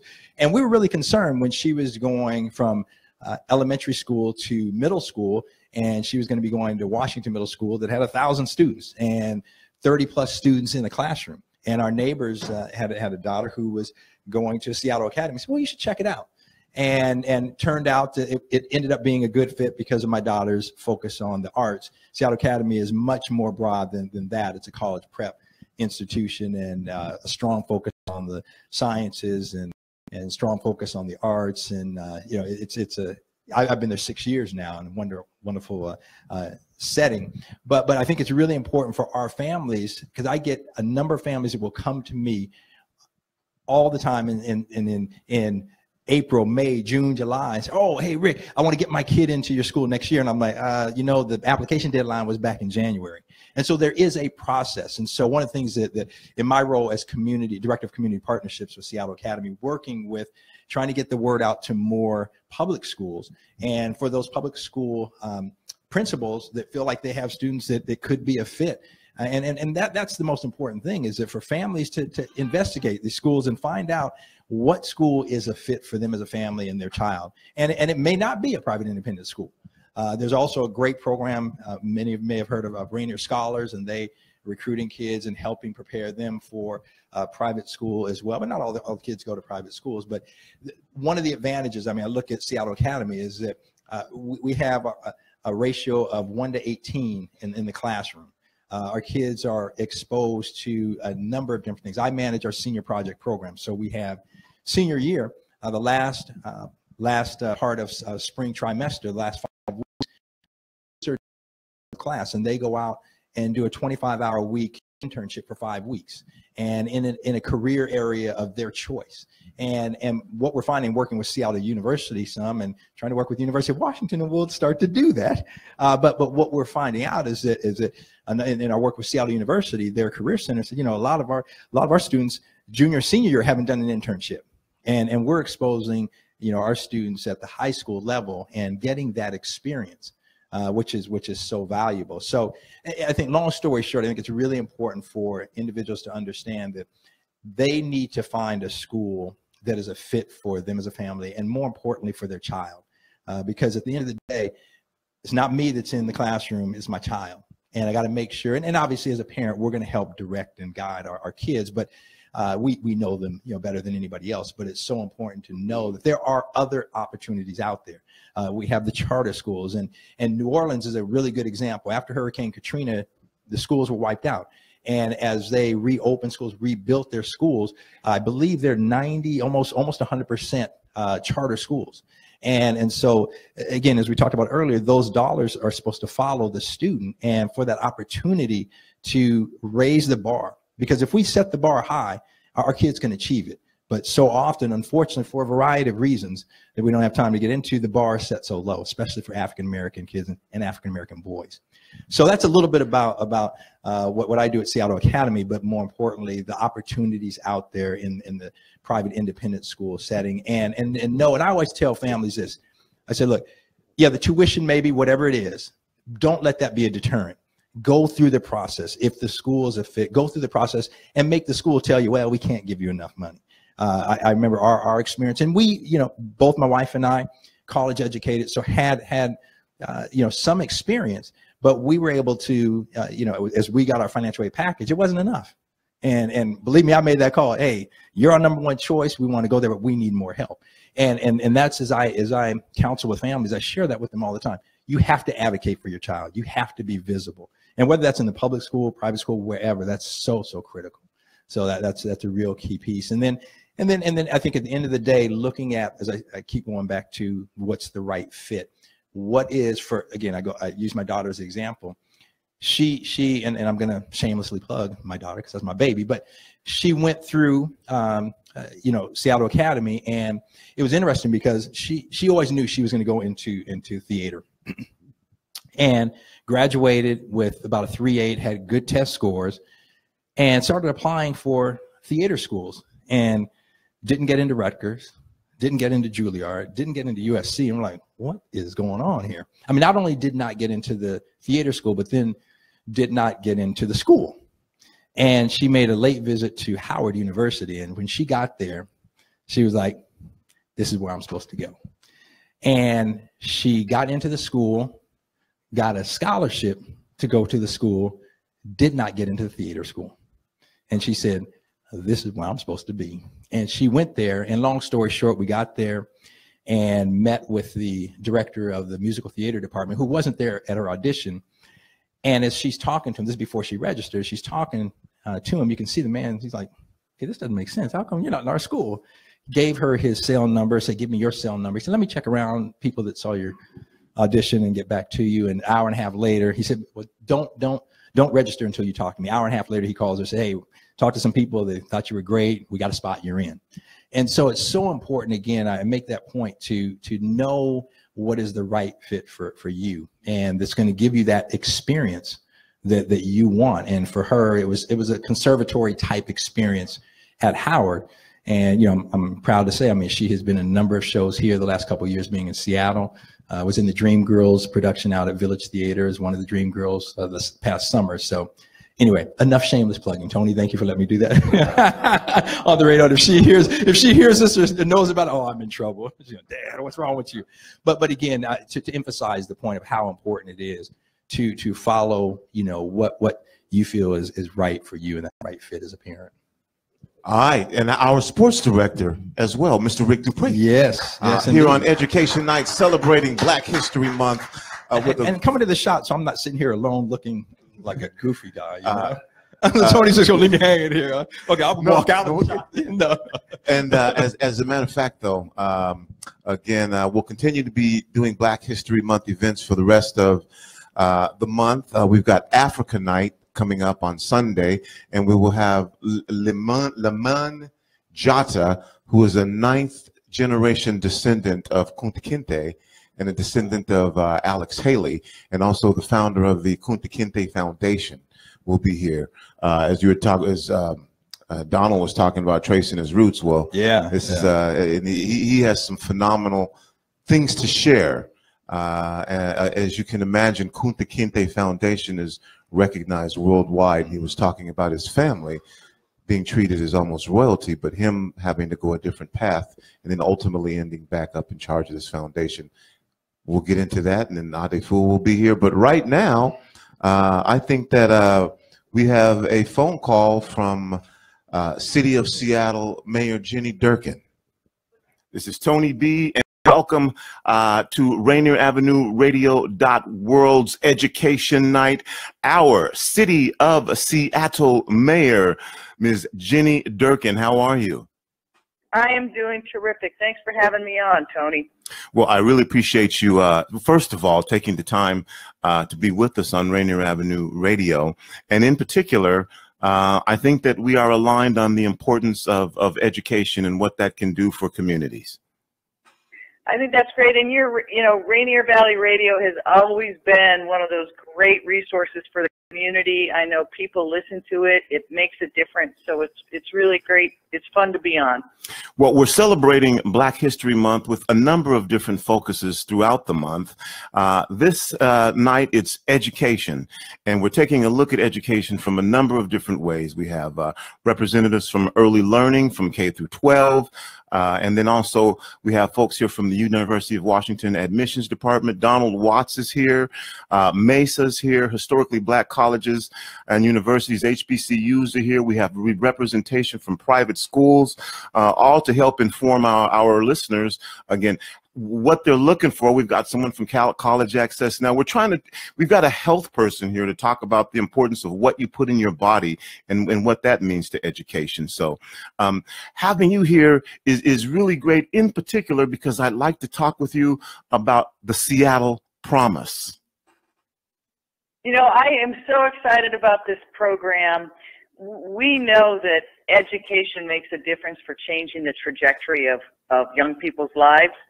And if you look at Seattle and what's happened in the last 10 years, we've had this boom in the economy, but so many of the jobs are going to people who aren't from here. And our kids are not getting the opportunities they deserve. And so I want to make sure we do two things. First, in the high schools, I want to make sure we really focus on closing that opportunity gap, particularly for kids of color. We've got one of the worst in the country, and there's just no excuse for it. And then we also have to make sure that if kids do their part, we do our part. And so I want to make sure that every Seattle public school kid has the opportunity for 2 years free college and the supports they need to make it through college so they can get that certificate and degree. We know that it increases the ability for opportunity like nothing else does. And they may end up going into the building trades. They may be going to computer coding. But if we combine that education with real jobs, real opportunities, and apprenticeships, we'll make sure that our kids can either build the buildings, work in the buildings, or own the buildings. Well, that was one of the first things that you did upon taking office, was the Seattle Promise. Why again, you kind of outlined why that was so important to you. But again, if you can talk about your background and the importance that education played in your role and the ability to do the things that you've done. I wouldn't be where I was today if I didn't have the educational opportunities I had. And there's just no question about that. And I also, in a previous life, I was a high school teacher for 2 years, and I saw what good education and good teachers could do for young people. So I wanted to make sure that every young person knew that they would have this opportunity if they wanted to, that we wouldn't have the barriers of debt that so many students face, and we wouldn't have barriers that sometimes can last, multiple generations. There's a 13th year program already in place for the 3 South End Seattle schools, and it goes to the South Seattle College. I walked into that classroom, and that convinced me right away it had to happen and had to happen fast. There were so many of the kids, it was the first in their family to go to college. There were, a lot of students of color. There were immigrants and refugees whose families never had opportunities like this before. It will change those students' lives, and they'll change our city, and for the better. And so that's why I am just so committed to this. And with the city of Seattle, I mean, we're pretty much covering the spectrum here. As a board member of Thrive Washington, I'm very vested in early education, and the city of Seattle has its Department of Early Education, and now we've got the Seattle Promise, and we've got our K through 12. And Mayor Durkan, just talk about the importance again from a standpoint of government, about how we try to bridge this gap to make sure that these opportunity gaps, or what are we talking about, and it starts early. It doesn't just start when you enter kindergarten, and it doesn't end after you graduate from high school. You are just exactly right on the money, and the early learning is such a critical part of it. We already put forth our levy, and it's going to be up for renewal, and I'm fully behind finding ways not just to keep it, but to expand it, because we've got to get kids they're ready to learn by the time they get to kindergarten. So we know that early learning works, but we also know that education can't stop in grade 12, because next year, in the coming years, they think there'll be about 740,000 jobs created in Washington State, and the vast majority of them will take some kind of post-high school certificate or degree. And we also know that only about 30% of the kids coming out of our schools get that degree. That's a complete mismatch. We've got to make sure that we connect up to education and opportunity with each other. So we want kids to start early. And so, you know, basic education now starts early, not in kindergarten, and it goes past grade 12. Okay, I want to focus again on the Seattle Promise. And again, for anyone who's listening now who may not have heard of it, for all, and you tell me, and I know, are you still working out the details? But from what I know, it starts in 2018, 2019, and essentially all eligible Seattle Public School graduates will be given 2 years or 90 credits in all Seattle partner public educational institutions? That's correct. And we're still working out some of the details with the Seattle colleges and the Seattle public schools, but the structure is exactly right. This first year, those kids that have the 13th year already will get a 14th year. And then we will expand it so that eventually every single Seattle public school graduate will have the ability to go to any of the Seattle colleges 2 years free. We're also going to raise money so that those kids who are more disadvantaged, we can help them with books and fees and transportation and the like, so that there's, you know, not other barriers to school. So we want to make it as holistic as possible.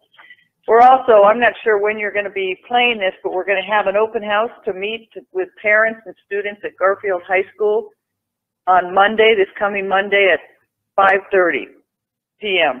Okay. Well, we're live, so there you go. All right. Well, then they should. That's great. Well, I am. As you can tell, I just think that this program is one of those things we not only should do, we have to do it, and we owe it to the people in this city to really make sure that the opportunities created here are opportunities for the people that live here. And this is one of the great steps we're going to do. And the other thing it will do is, as you know, and we've talked about this before, that the real long-term cure to affordability is having real economic opportunity, making sure that prosperity is actually shared. And this is going to be one of the ways we do that. Well, Mayor Durkan, I appreciate your time. I thank you for joining us here on Education Night here at Rainier Avenue Radio. Being a part of the community for us, this is something that we know that is important to celebrate as part of Black History Month. And so we're trying to take a look at education again, everything education, whether that be eating healthy, whether that be physical activity, and then again, as we said before, early education, K through 12, and then, you know, that post education as well. So I just want to thank you for joining us. And again, remember, the door is open. When you get some time, as you get more comfortable with where you're at, ask the mayor. We're here for you if you want to do a show. We'll be back, Tony, for Ask the Mayor with you. All right, you take care. Thanks for having me on, and thanks for everything you're doing, because this is, you have having this holistic view on education is exactly right.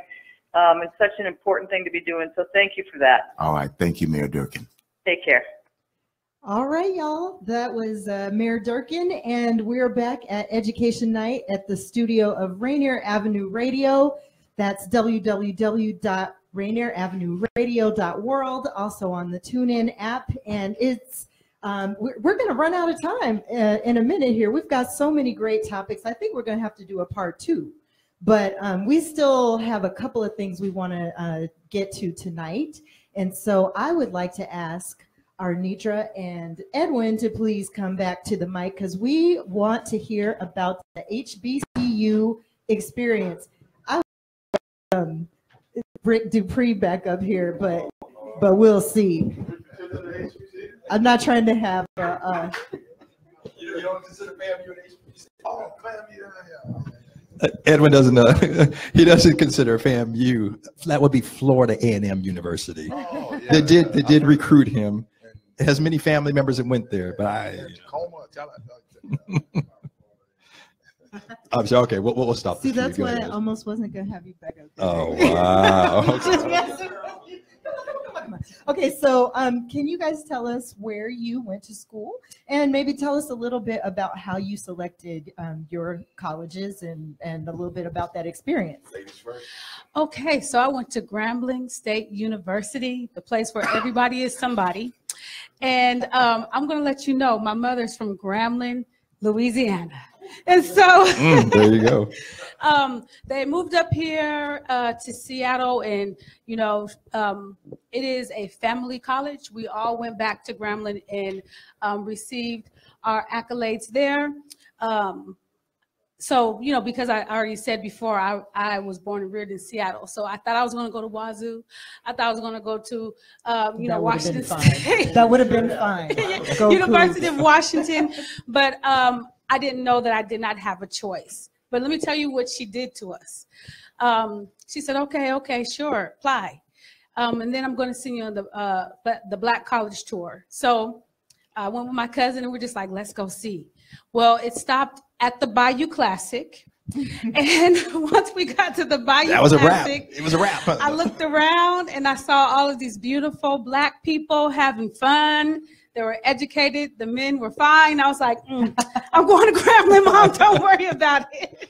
And that's just how it all began. So, yes, I'm Grambling State University. You know, and I would say we had the pleasure of covering the Grambling State University basketball game at Seattle University, and Ivy Smith, who graduated from Rainier Beach.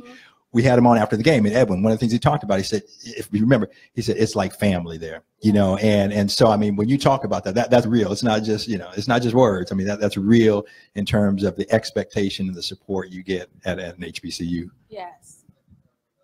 Mr. Bailey. That's probably why so much rivalry here. Yeah. I attended South Carolina State University in Orangeburg, South Carolina. Excuse me. Yeah, I had to take, you always got to cover your hat. Nice. But it was just a great experience. I was recruited there. I was recruited out of Savannah, Georgia, to attend South Carolina State. I was recruited by basically all of the HBCUs. There you go. Pull that mic up. There you go. So in the mid '70s, it was still in vogue to attend HBCUs, and I was recruited there by Willie Jeffries, who was the first African American coach in the Division I. You know, so, you know, when you wanted the best coach for that level. Most winningest coach, Eddie Robinson. Yeah. Second to Willie Jeffries, but we won't get into that right now. But just a great experience. You know, just an absolute great experience for me. Again, being born in the 50s, raised in the 60s, attended South Carolina State in 1977. I majored in elementary ed, early childhood. Then I started leaning towards what at South Carolina State we call the exceptional child, and you know, which is kids with needs, you know, and just a great experience, start to finish. Can you? I'm sorry, I'm just saying, but can you talk a little bit about how you were pushed in the Department of Education? Because I think this is really important for people to understand that experience. Because Edwin, you've talked about, in contrast to on the football field, what the expectation was in the classroom. When Rick and I talked about this before, Coach Jeffries ran a top-notch football program, you know, not a team, but a football program. And, you know, up at 6 in the morning, on the field at 7, breakfast at 8:39, in classes. When I went into my elementary education department, Dr. Deese, Dr. Delaney, Dr. York, you know, these names are going to stick with me. You be on time. If you're going to plan to be a teacher, you come dressed to impress. You know, you don't come in here with flip-flops and shorts. You know, you come in here shirt, slacks, tie, because this is how you're going to present yourself in the classroom. And Willie Jeffries and Coach Samuel Goodwin, I thought that they just was tyrants the way they pushed us on the football field, until I got into the elementary education classes and I was being pushed even harder there. You know, it was like an all-day process. You know, you never get away from it. Everybody wants you to be the best. And being in the school system now, it's like when I go to the football field, I go there with a degree of confidence that I know what I'm doing. when I step in the classroom, I have that same type of confidence after spending time at South Carolina State. Very good. Thank you. Thank you. But you talk about a bar and expectation, though, that is, I think is something that people don't understand. Being around us and seeing us, people that look like you, and how important that is for kids. Seeing people that look like you in leadership positions. I mean, can you guys maybe just touch on that a little bit? And for you now, what you're doing with the charter school and how important that is. And how kids who are interested in going to an HBCU get in touch with you, what they need. Okay, you have to remind me of all those. Make sure I hit all of those points. We got you. That's one of the reasons why I feel my mother sent us back to the South. We didn't have teachers here that looked like us, other than herself and her friends, because they recruited them from Grambling to come up here to teach in the school. So my mother was also an educator, and that's where I found my love for education.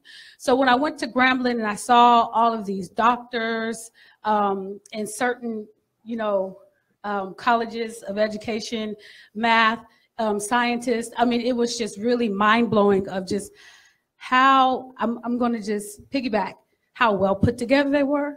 They were so well spoken. I mean, don't come to class late, and I just remember something that's I think about all the time, that one of my professors said to me.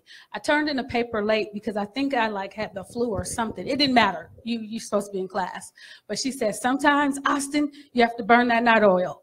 And so anytime I start to get tired, or I've been working really hard on trying to get something done, I just continue to think about that. And I never thought of myself as being someone to look up to, just being as an educator, until I realized when my kids come back to me, and I started as a teacher. Obviously I was always in education, and they're like, do you know that I did this because you used to say this to me? Do you know that I do this because of that? And then so tomorrow I will be at Rainier Valley Leadership Academy just to talk about the deltas, because I am a delta, and I pledge Delta Sigma Theta, so Delta Iota Springo 2. And so I'm going to go back and I'm going to talk to them about the college experience. And when you're around all of that greatness, you have no choice but to be great. So it's important that we show you kids that look like us that you can do this too. So you can contact me. I'm going to spell this out, okay? ARNEIDRA.Lloyd, LLOYD @greendot.org. Or you can go to our Facebook site, which is RVLA/HS, and that's the Facebook. My phone number is there. You can contact me anytime. Come knock on the school right now. We're in the temporary portables at 3900 South Holly Drive, and look me up. And right now you have a 6th grade class, correct? We have 6th grade. We have our founding 6th graders that are there. Next year will be 6th, 7th, and 9th grade. And so we'll continue to add a grade level every year. And it's intentional so that we can have very effective, highly effective teachers. So we are going to do Black college tours. And I'm just inviting everyone to just, come along and help us send all of the kiddos on a Black college tour. I think it's important for them to see other colleges other than what's around us, because Black colleges, I just want to say this thought. Now, if we thought to send all of our kids who are these great athletes back to our HBCUs, how powerful would that be? Just look back into the 60s and the 70s. That's what I'm saying. That's where all the top ball players came from. And then they pulled them away. I'm not going to get into that because people get a little sensitive. Well, I'm just saying, how powerful would that be? Hey, it'll be absolutely incredible. Just from the state of South Carolina alone, when you talk about NFL Hall of Famers in the state of South Carolina, they will kill you if you Clemson, University of South Carolina. No, there is none. The only team out of the state of South Carolina that have NFL Hall of Fame with about 4 or 5 is South Carolina State University. And I'm very proud of that. Delta. Yes. Oh, no, he's not going to start with that. No, he's not. We're gonna let it go right there. Thank you so much for coming up and talking about your HBCU experience. I want to just say, you know, the Black College Tour, that would be so awesome to send students on that. I really encourage folks to have college visits wherever you're considering going to school, because what Rick said earlier about fit, that certainly means something in higher education, because you don't have the safety net of your parents. And so you really need to make sure that you find a place that's a good fit for you. And, you know, that could come in many different forms. So thank you for sharing about your experiences at HBCUs. Thank you both. Yeah, and I will say we're going to bring Dedrick in and talk about our academy program here. Thank you. And I will say, as Dedrick is coming in, it's interesting because one of our students who graduated from Seattle Academy last year, a freshman at Columbia, came back and we were talking, and his #1 choice was Princeton, and he didn't get in. And he said, Rick, I want to tell students that if they don't get into a school, there's a reason. Schools kind of know what they're looking for. But he said, now looking back, I'm where I need to be, and Columbia is the right fit for me. So important, like you said, Robin, to go there and find out. But with that said, I want to throw it to Dedrick, who over the educational program that we have here, the CADMA program, and tell folks a little bit about what we do here at Rainier Avenue Radio. Okay, I'm instructor for the CADMA program, which is the Creative Arts Digital Media Academy. And we have a broad-based program here covering a wide range of subjects, going from, the first one is generally the digital divide. Does anyone here have an idea what the digital divide means, what that's about? The digital divide is the access that one has to high-speed internet or not having it. Those who have access to it have access to a wide range of information that other people don't have access to. We go into journalism, we cover video, we cover documentary, video making, we cover social media, coding, and it's actually a growing curriculum. We're adding other things to it as we go along. I remember hearing Kenederick talking about teaching at Washington Middle School. We've also taught at Washington Middle School, at Asa Mercer Middle School. We've been at Franklin High School, Rainier Beach High School. We've taught summer camps at Rainier Community Center, Asa Mercer Community Center, and at the African American Museum, where we taught math and coding class. We are also the program that teaches people from the community. We're the training program for the radio station here. So if someone wants to become on air, this is where we teach them how to do what we do here with the programs here. One of our students is actually one of our engineers here. His name is Lucius Tenebris, and he started in the CADMA program, the summer camp. Yes. Shout out to Lucius. Our program covers from junior high all the way up to senior adults. We have classes for senior adults who have no computer skills, so we train them on the basic computer access. We also have programs for adults and the same programs we teach to the kids, journalism, because these are college education programs that we're teaching, college level classes. And we teach them out of here, and there'll be classes available to the public within the probably next couple of weeks. If you check our website, you'll see information available on that. We've taught classes in music, the Ableton program. We have, and like I said, we're here available to the people in the community. If anyone has any questions. Well, there it is. I tell you. I mean, so a lot of things happen. That's our program. Those are things that we teach here, and that are going to be taught in our room over here. And so we've been doing this now for 3 or 4 years. Of teaching classes. Before we started a radio station, you know, the thought was we have to be able to make sure that we can train the community to function the radio station. And that is why we are able to be a volunteer, community supported organization, and it works as a reciprocal relationship. We train the community comes in and says, we want to learn and we want to do radio, and then we have a radio station. So, so if I can just get quickly everybody to come back up, because we're almost out of time, but at least want to give everybody back up there real quick, just for like 30 seconds, final words, and thank you for being here, everybody who is up here. Back up and kind of, again, just say who you are, and thank you for coming, and give everybody, you know, like I said, 30 seconds or a minute just to say some final words to our audience that is watching us on Facebook. And so if you're not in the screen, don't be shamed, get on in the screen. And we want to thank all of you for tuning in to Education Night.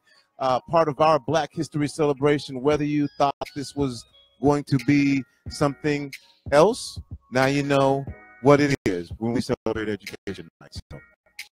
Our word night takes the family, takes the community, and it's important that we all communicate and connect and look after our youngins.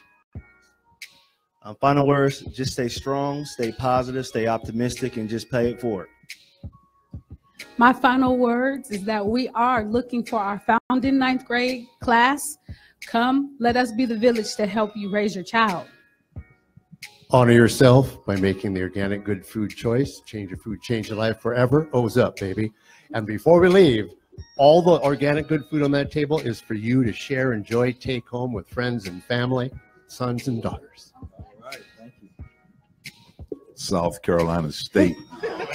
No, we're going to take that.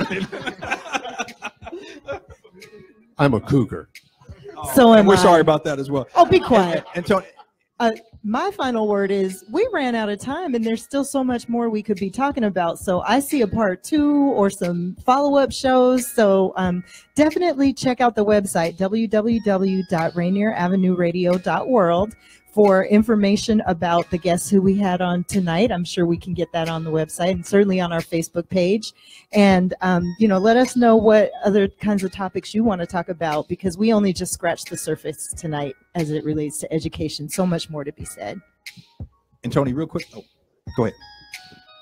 I just want to say, if you're interested in getting on the radio, contact us at www.RainierAvenueRadio.World and check out the Cadre program. Why'd I give you my mic? You got a mic in your hand. See, the great technical skills we have here. Tony, real quickly, as we have been celebrating Black History Month, can you just? I'm sorry. I said, as we've been celebrating Black History Month, we've been having panels each evening. Can you share with our listeners what we have coming up the remainder of Black History Month, real quick? Again, on Sunday night, we'll have Africa Night with Lamine Jata, 9th generation descendant of Kunta Kinte, and Alex Haley. He'll be here to share his history, and also I think he's going to do some playing and singing as well. And then on Monday we have Social Services, Social Justice Night, where we'll have social service agencies that will be here.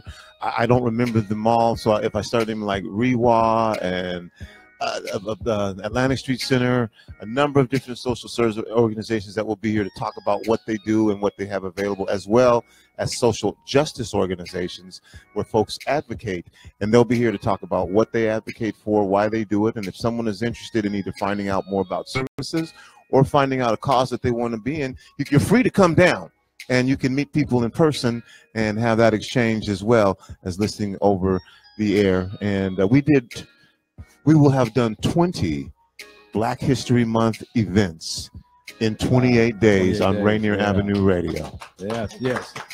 And then we cap it off Tuesday with health and fitness, correct? And yes, on Tuesday, health and fitness, and Mark, who's sitting over there, will be part of that program. He's also starting a new show on the air as well. Saturday, I think, is the first show. Yeah, that air he'll Fitness be doing. Corner.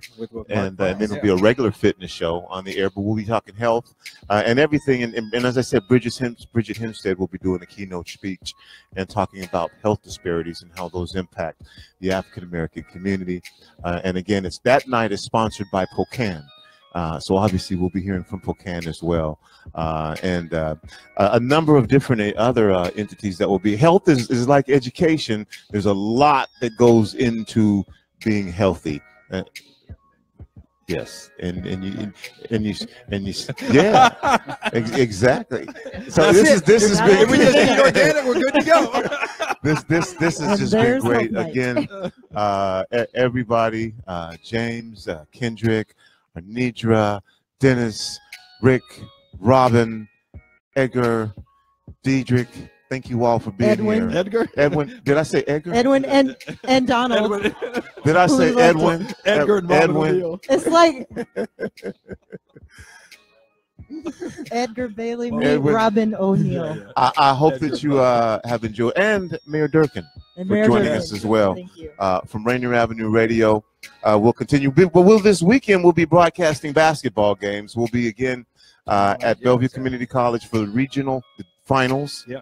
And we'll be broadcasting all games on Friday, all games on Saturday, and then we'll be down at WIAA following next week's following Black History Month, broadcasting from the state championships. Yeah, that's all next weekend down to Tacoma Dome. Yeah. So what a great, lot of games. Great. And thank you all. You know, this is really.